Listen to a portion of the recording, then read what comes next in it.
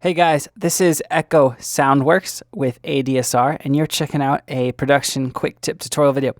In this video, I'm going to show you how you can create doubles when the singer or someone didn't actually double something.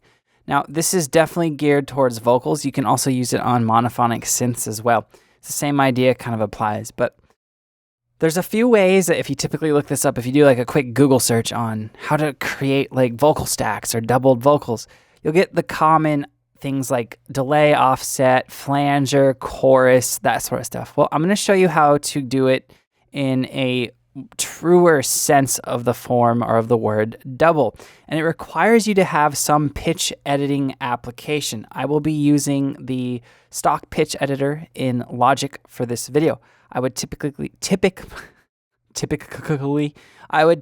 use Melodyne for this, but I know a lot of studios or DAWs come with their own little pitch editing plugin, or most people have one if they've ever worked with vocals because they know how important that is to getting a good sounding vocal. So right here is our lead vocal, this blue track, okay?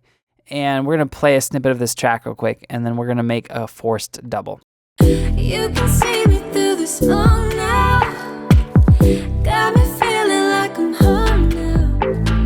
Lay it on, lay it on, lay it on down. Say it all, say it all, say it all now. Lay it on, lay it on, lay it on down. Say it all, say it all, say it all. I would ride for you, I would die for you. All right, so you can hear, I don't want to play any more of it, but you guys get the idea. This orange track, these have been doubled. So there's a couple doubles, but let's say I wanted to double that breakdown. Well, if the singer's not available to do it, you ran out of budget, etc., etc., there's reasons why you want to do this. So what you're going to do is you're going to take the section of vocal that you want. Lay it on, lay it. You want it to typically be equal length everywhere. So I've made a new audio track. I'm going to copy and paste this down.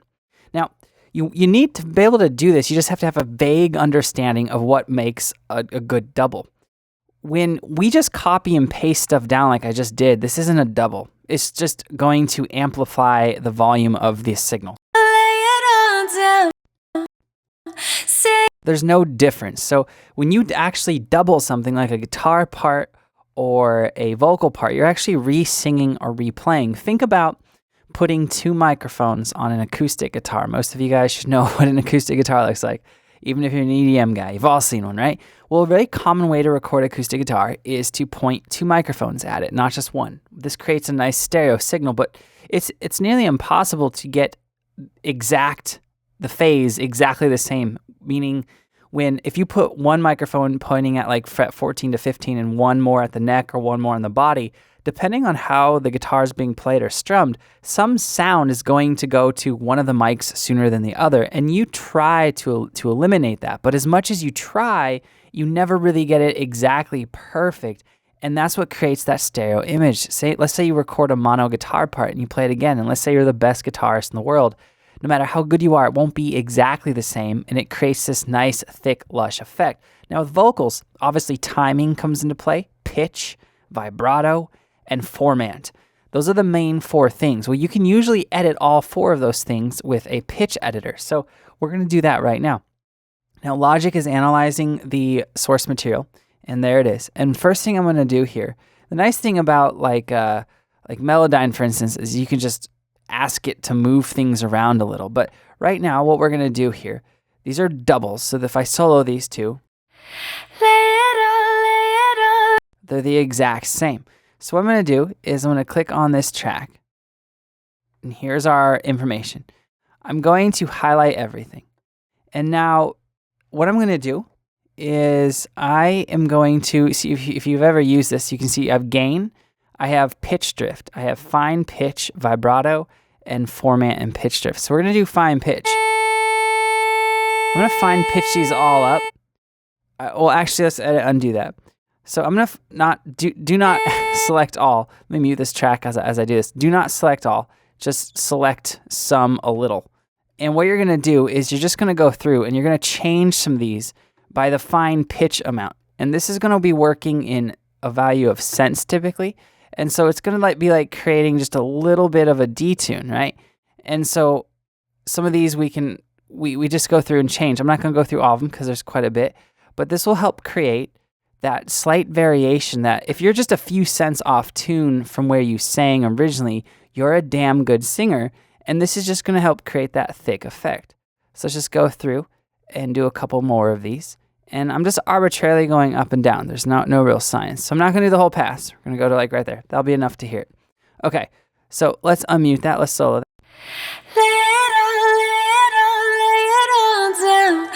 Okay, so right now it just sounds like flanger, or almost like a phaser flanger type effect. So let's now highlight all of these. And what we're going to do, actually not like highlight all of them. Let's go to the vibrato and just change the vibrato on some of these notes, because it's more of a equation of things. It's not just one. This is why just using a flanger or just using a chorus, I think, makes it sound more robotic and less real, because I found there's these 4 elements. It's the timing, it's the pitch, it's the vibrato, and even the format. So let's just change the vibrato on some of these, make them less on some, more on others. Okay, we'll go to right there. And now it's solo. So let's mute this and solo and play with the music. So this is the track that we're trying to create the double with. You can hear it's still in pitch. It's still in key. All right, let's see if we can affect the timing of this a little bit. Now that's going to be a little bit hard, because in Logix you don't have that option. So what I'm going to do is I'm going to have to just zoom in a boatload. And on certain notes here, we're just going to have to slightly change the duration. Now, if you're wondering if you're like, hey, whoa, this seems like a lot of work. Well, it's a lot of work to actually edit a proper double. If you think about it, there's a lot of timing. You have to go in and manually change stuff with the timing as well. So this is a similar amount of work, but when you have a vocalist actually retrack, it's kind of a skill. Some vocalists are good at re-singing and others aren't, are singing doubles. So this for sure is going to get a good double effect. And I'm just slightly moving things, just really slightly, treating it like this vocalist, and she's good at it. I could have just had her redo this. This is just for the tutorial course. But just slightly changing things, just not much at all. So I've just done the first, 10 words. Let's listen to this now.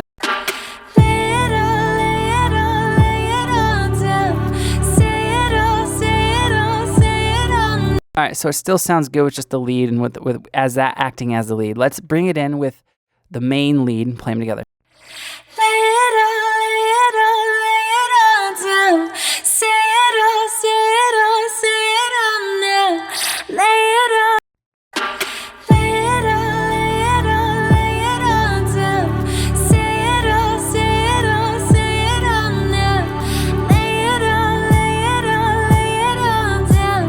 Okay, so that sounds pretty cool. Now I'm gonna go through and listen to some of the formats, and we're gonna format shift these. Now formats with the vocal track are kind of like how we differentiate between vowel noises. So just changing these just a little kind of helps. It kind of helps it sound less robotic. So I'm gonna go through these and change them. If I do this too much, it's either gonna make it like if I go too high with it or too low. Too high would make it sound like a chipmunk vocal. Too low would make it be like, oh, kind of like that deep house Darth Vader-y type effect. But I'm literally just changing the formats by like a value of like 4 to 5. Not much at all, but it'll be enough to make this sound more human and more different, because it's hard to always have the same format and resonance peak on every note when you re-sing it. So let's just try it right there. That's about the first 10 notes again. So let's try it.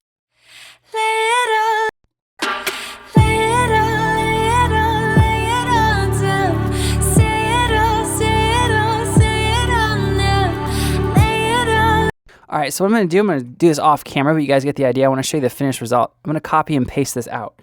And then what we're going to do is come back, and you'll see them panned left and right. And you'll be able to hear the difference. See you there. So let's look at this real quick, and we're going to play this. You can see me through the smoke now. Got me feeling like I'm home now.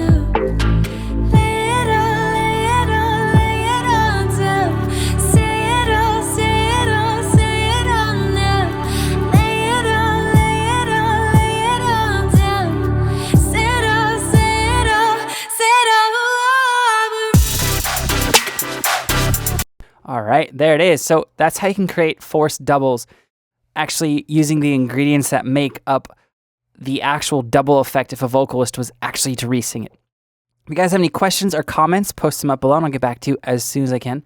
Like I said at the beginning of the video, I am Echo Soundworks. Thank you so much for watching, guys. I'll see you next time.